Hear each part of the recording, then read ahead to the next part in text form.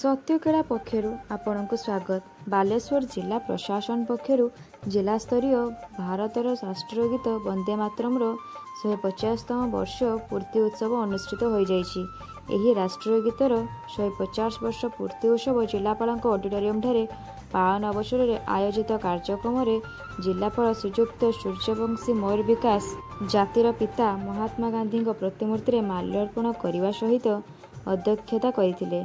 एही कार्यक्रम को जिला प्रशासन पक्षर जिला संस्कृति अधिकारी मनस्विनी राउत राष्ट्रीय गीतर रचयिता उत्पत्ति स्थल एवं मूल्यबोध संपर्क में सम्यक सूचना प्रदान करथिले। एही महान पवित्र वंदे मातरम राष्ट्रीय गीतर रचयिता बंकिम चंद्र चट्टोपाध्याय भौगोलिक विविधता वर्ण लिंग धर्म भिन्नता मध्य देशवासी को एक सूत्र रे बांधि रखिया 1875 मसीह आनंद मठरे रचना करी देशवासी मातृभूमि प्रति अगाध भक्ति श्रद्धा जाग्रत करुवा वंदना जहा कालजयी पुरुष धरी अभूतपूर्व आवेग आह्वान भरी देवाई प्रेरणार उत्स बोली प्रकाश करने 1896 मसीह नोबेल विजेता कवि रवींद्रनाथ ठाकुर जाति और राष्ट्र उद्देश्य उत्सर्ग करने सहित स्वाधीन भारतर राष्ट्रपति राजेंद्र प्रसाद राष्ट्रीय गीतर मान्यता प्रदान करथिले।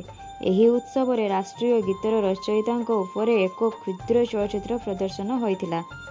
एथि सहित अन्यान्य वरेण्य अतिथि मानक मध्य जिला परिषद अध्यक्ष श्रीजुक्त नारायण प्रधान जिला मुख्य उन्नयन अधिकारी तथा निर्वाही अधिकारी श्रीजुक्त संजय राउत सदर उपजिलापाल श्रीजुक्त श्री मालव्य जगदे राष्ट्रीय एकता एवं संहति क्षेत्र में जो महान मनीष मानक देश स्वाधीनता आंदोलन पुरोधा संग्राम बलिदान से गाथा स्मृतिचारण करथिले।